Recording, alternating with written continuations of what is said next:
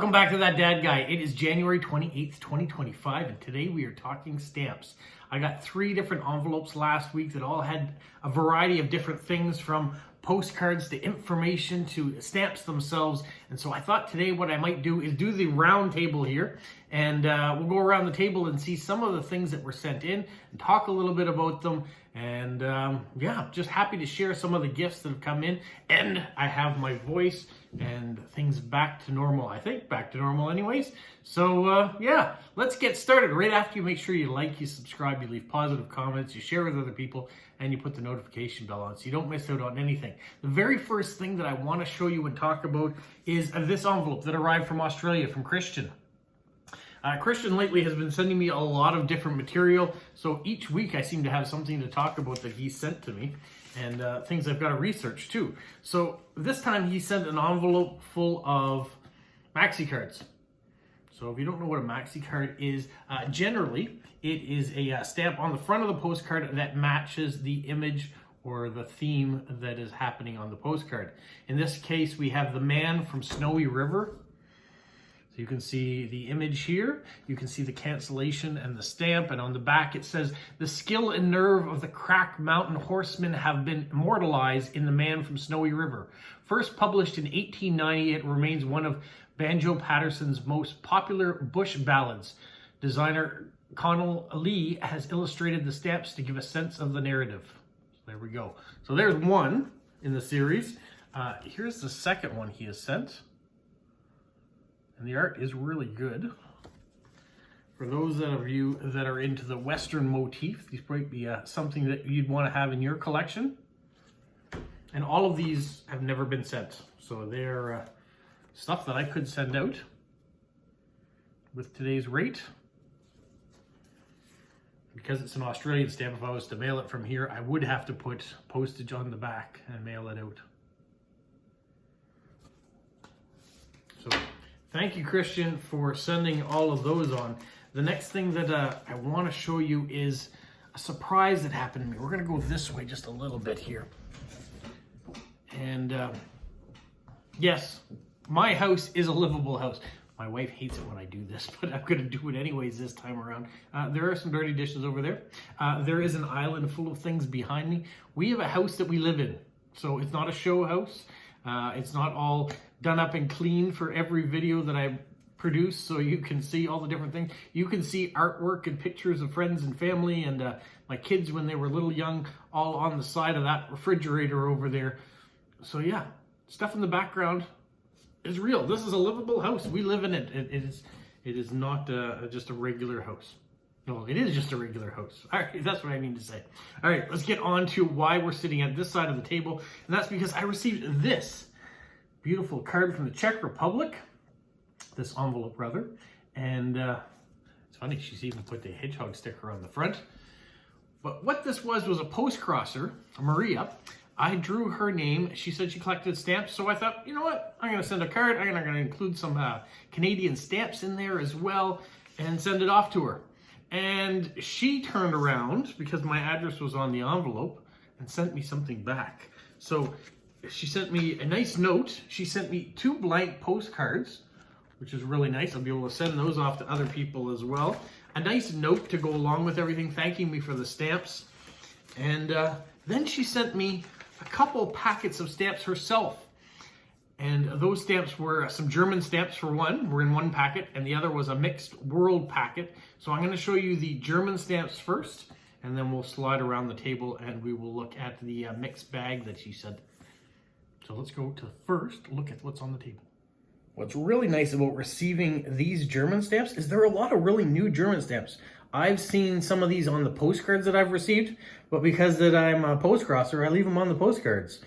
So it's nice to have free stamps, and I mean by free, not price-wise, but loose of the envelope, loose of the card, and there's a post-crossing one. It's so good to have that one. That I can put these right in the collection. When I say the collection, I mean my father's collection, my collection, whatever you want to say, as it grows. It's nice to have newer stamps, and a lot of them in a series that she has put in here too. tried to group some of them the way they are. You can see the really new ones are the ones that have those barcodes on the side. And the ones that are a touch older do not. These are some common older ones, which I'm sure are duplicates in the collection. Excuse me, these 2-cent and 8-cent ones, I don't know if I've seen them before as additional postage.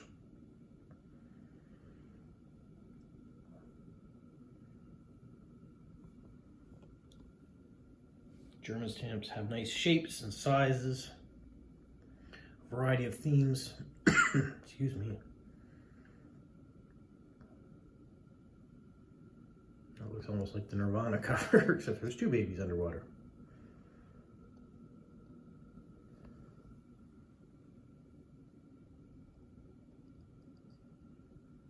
So those are the German stamps. Now if we rotate one more time around, we will see the international. And by international, I mean a variety of countries. I mean, this one's from Norway, Libya, Malta, South Africa, nice coastline there. One from Japan, France, Slovenia, I think, and then China.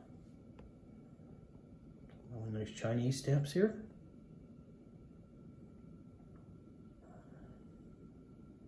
Quite a few Chinese stamps, as you can see.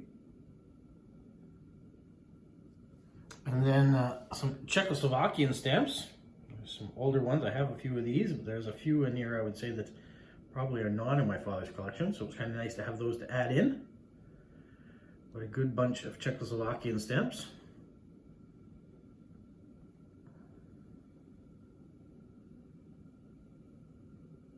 And then we have a mixed bunch of United States stamps.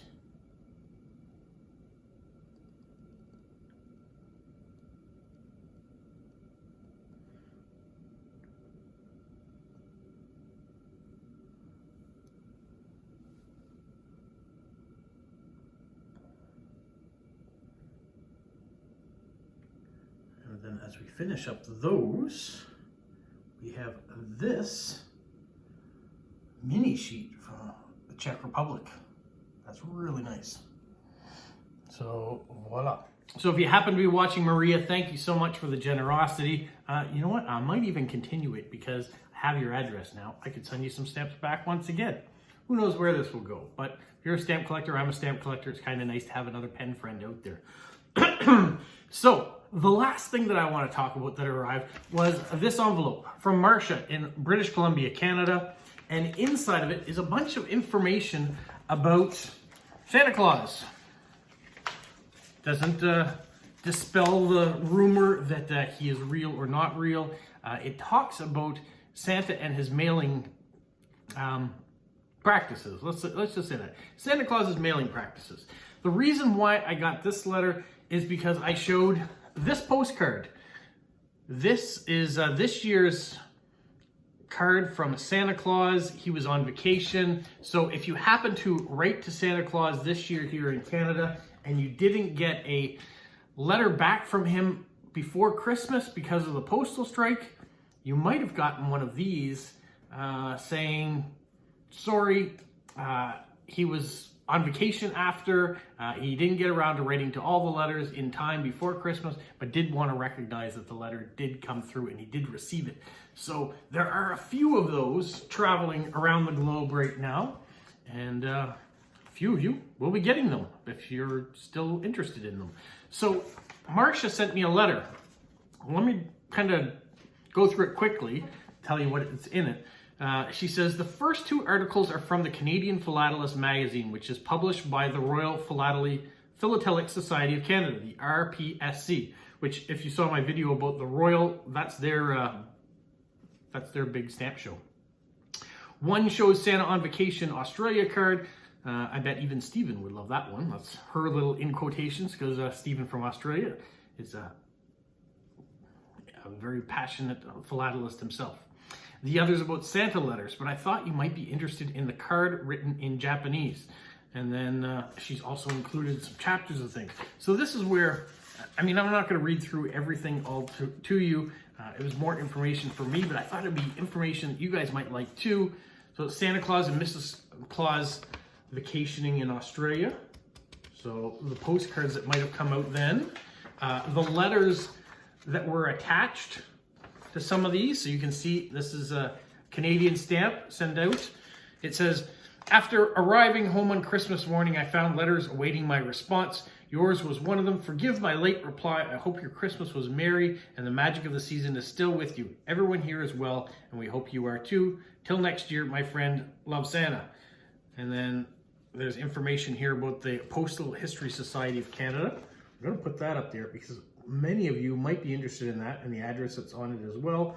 So you can still frame that and get the information.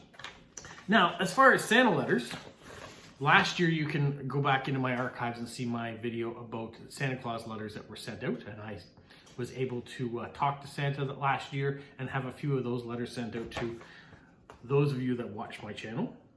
And this says from the Canadian Philatelic, November-December 2023 edition. So there's a copy of one of the 22 letters, and 22 I mean the year 2022, not a limited edition to 22 copies. But so there's letters like this out there. And I might still have access to the 2024 one. And then you can see the envelopes and all their different insigniations there, talking about the zones, whether they're English, whether they're French. We have all of that. You can see the Japanese postcard too. That's a really cool one. It's got the Canadian stamp, but it's written all in Japanese. So you were right, Marsha. I really was interested in that one. I didn't know about it. And then for those of you that collect all the different cards and things that were out there, she's sent a list of all the different ones. And some of you collect those special cancellations. So each one of these cards also has special cancellations on it because it's postage paid.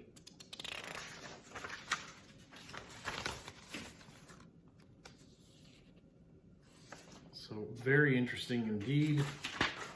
And then finally, these are real close-up images of some of the cancellations you're going to see. So on none of them are you going to find a real stamp.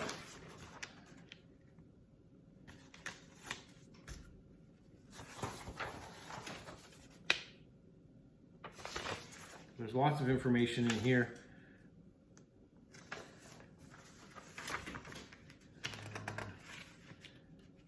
Let's flip the page here.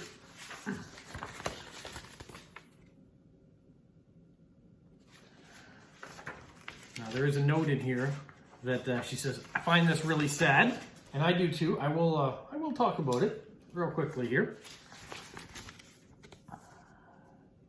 But I wanted to show you all these really cool cancellations on the cards and envelopes that have gone out over the years. Because Santa Claus's address is the North Pole here in Canada with the postal code HOHOHO, ho ho ho. So every year, children write from around the world to Santa Claus, and the volunteer elves make sure that cards get back. This year was disrupted a little bit because of the postal strike, so that's why we had different things. So we have this little note that says, I found the following info very sad. And because it says, I showed you an image. Let me go back and find it if I can real quickly. Maybe it was even in here. On the bottom, there are codes on these letters if you get a letter.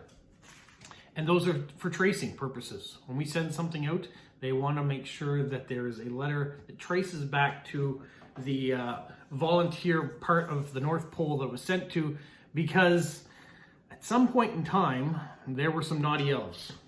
And it says, serial numbers were put on the back of envelopes to allow tracing of the origin of the letter after children received inappropriate comments written in letters in the Ottawa and Montreal areas. So some volunteers that had had rough days or work weeks or whatever had written inappropriate comments to go back to children. You know, children sometimes they ask for everything. and it's not Santa Claus's elves to comment on what they're asking for. It's for them to keep the joy of Christmas alive. And so at some point in time, someone took it into their own hands to do something inappropriate, and so they had to start putting tracing on those letters. So that's why there's a code on the back of the letter if you ever should get one, if you've ever written to Santa. So that's what that is. I didn't want to gloss over it, that it doesn't happen, because there are tons of people that are volunteering to help out, to help Santa, to make sure that all these letters get responded to. And it's possible some of them have bad days. They're not getting paid extra to do it. It is completely out of the joy of the holiday that they're helping out. So yeah, we'll keep that in mind.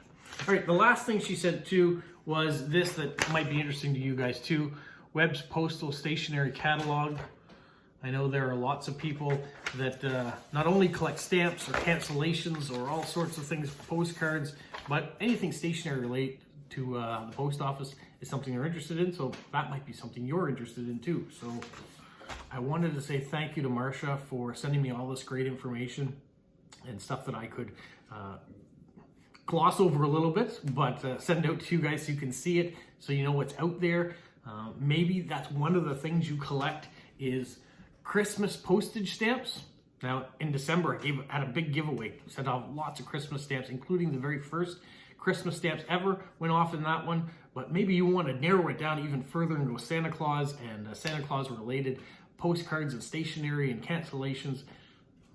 This is someplace you might want to start looking at, trying to find some of those things, some of these magazines that are out there, some of this these materials that are there for you collectors. And a lot of it's free, which is kind of nice too. You can go online and find a lot of this information. So thank you to Marsha. Thank you to Maria in Czech Republic. And thank you to Kristian in Australia for the gifts that have come in the mail this week. And yeah, I still have more stuff coming. There's videos going to be coming out about another country in my father's stamp collection. Hopefully will be out later this week. And also the big giveaway for the month of January. If you haven't watched Stamp of the Month, every month I put out a Stamp of the Month video and it has a giveaway attached to it.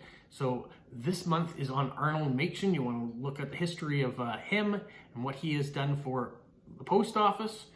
And if you put in the right word in the comment of that video and that video alone, you'll be eligible to win the big giveaway, which is also going to happen this week.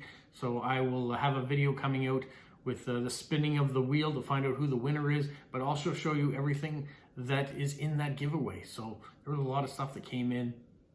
Thank you to Stephen in Australia for his contributions to that, and of course to Liverpool Stamps as well, who is a big contributor every month, giving codes for discounts on their website and also adding things to the giveaway. So thank you so much for that. Well, that's a lot for one day. So take all this in, digest it, and then turn around and come back when the next video comes out or the next live stream and be a part of that as well. Tomorrow, there may be a live stream. Usually on Wednesdays. Everything being well, tomorrow might be a decorating video, so watch for the thumbnail of that and see when it takes place. All right, you guys, have a magical week. What, Polo? You say like, subscribe, share, and tell all your friends. Who's a good boy? Who's a good boy? Bye. So Monday the 20th of January, we had 15 centimeters of snow. And then every day since then, we've had 1 or 2 or 2 to 4, or one day we had 10 to 12 by accident. And so, yeah, we have a winter wonderland happening right now. But it's only 1 degree outside, so it's a little warmer than it has been.